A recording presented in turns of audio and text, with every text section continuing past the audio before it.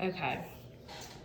All right, so what I'm gonna do is I'm just gonna ask you a list of questions. Okay. And we'll just start from there. I guess we'll just start by telling me your name and what you do here.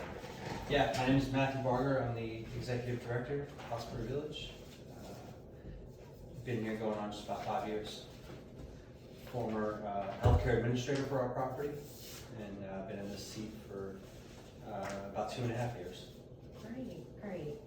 Okay, so yeah, I'm just gonna go through a list of questions for my senior project. Okay.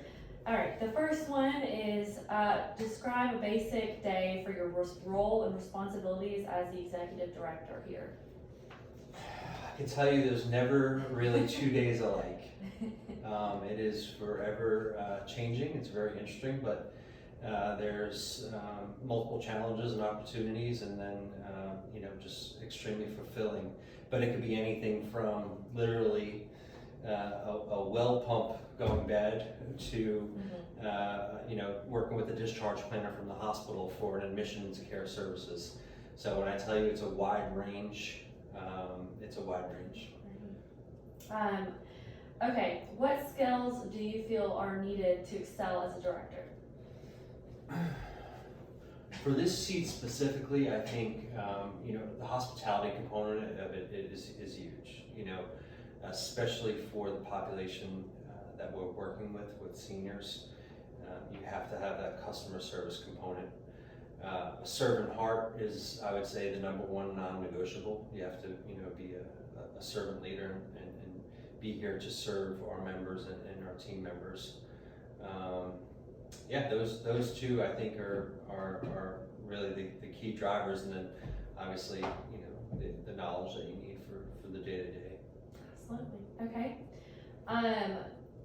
So which role is the best way to start your career in senior living? I'm a big believer in, you could truly empathize and understand what the frontline team member is going through if you have lived that life and that role.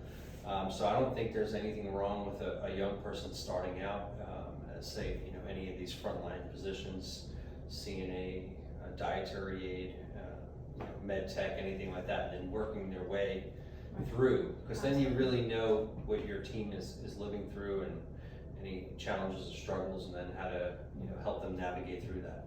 Absolutely. Okay. So I may be interested after I graduate to work in a sales advisor role. What skills do you seek in a candidate for this role?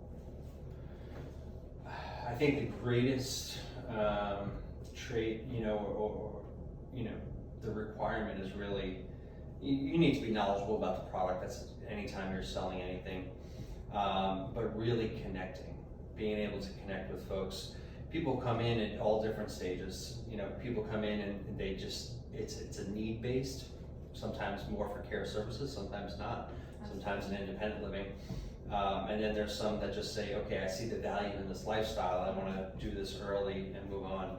I think just being able to connect with people and build that bond and know that every individual that comes to you, that is also going to be a unique situation. Right. Okay.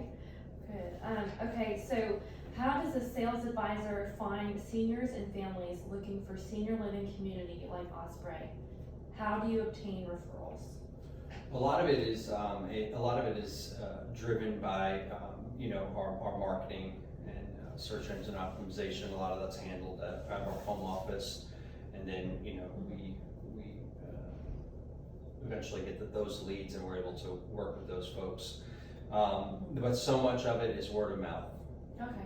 So much of it is, hey, my neighbor's aunt lives in care services, or my uncle was in memory care, or my neighbor's wife is there, or hey, our friends just moved there and they're raving about it. A lot of it's word of mouth, especially in a smaller, on an island like this, smaller amount. So much of it's word of mouth. Okay. So I also will be looking for an internship opportunity in the fall of spring 2023. Do you offer unpaid internships? We do. Great. Yep. Okay. Something I'll be pursuing later on with you. We'll be talking. Okay. So what availability do you have for each living options? For example, active adult, independent, assisted living, memory care, things like that. Today, I guess, yeah. if we you look at it we today. are sold out at every care Really? setting Really? with a very 35 Wow, 35 families on wait list today for independent living, wow. and Really? Why do you think that is? It's just so desperate need, you know? well, I think a lot of it is folks earlier on seeing the value in this Okay, lifestyle, yeah. you know, and then you get the, you know, maybe the folks coming in that didn't do a ton of research and don't really know what this lifestyle is, and they're saying, well, I have a house and that's a house, and you say, well, what's the biggest difference? Well, the difference is 218 folks living in Osprey Village today. We have 102 team members serving those members. So you think Wow. about those ratios. Absolutely. It's really unheard of. It's really like a 2 to 1. And that's everything from my seat to the CNA, third shift CNA, to the cooks, to the business manager. That's every role here. However, that is a ton of support in every capacity. And it's expanding too, right? Yes. Yeah, Yeah. okay. What would be the pricing for each of these living options, would you say? Care services is about in the $7,000 to $8,000 range, and then homes we do a buy-in. So homes are a very wide range from the high 3s to the high 8s for a buy-in option, then a monthly service fee on top of that. Okay. Okay, and what sets this community apart from the competition in the area, would you say? Our key differentiator, so I just told you what our ratios were Yes. for staffing. That is a key differentiator. I don't believe anyone really does what we do with the labor. I'll also tell you that we hang our hat on the level of care we provide, both in care services and in independent living, that across the board. So our key differentiators really, not just those staffing ratios, but a team of collective individuals that are all pushing in the same direction to serve those members. Yeah. That is extremely, I think, unique, and something we do really well. I'm proud of. Absolutely. Okay, and just a couple more. Who would be in charge of the move-in process?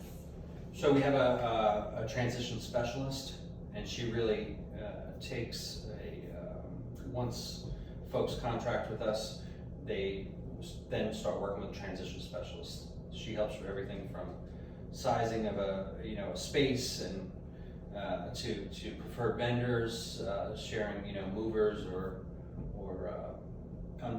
folks to help out with packing, whatever it is. Or if someone wants to tear down a wall and open up a different floor plan in the home, she really works hands-on with the members once the lifestyle advisors once they contract with us. Great. Okay, and then my personal favorite question to end the interview would be, what is the best advice you would give someone like myself who is pursuing a career in senior living? I would say, decide where you want to start. Decide whether it's clinical, whether it's administrative, and really do some introspection to say, hey, what are my key strengths, and how am I going to kind of levy those into the position that I want to eventually take on. I know me coming in, I'm not going to get the position that I want or I've gone to school for right away, but what am I doing to kind of continue to grow and add to your knowledge and capabilities? Okay. Thank you very much. Thank you. My pleasure. Congratulations to you. Thank you. Okay,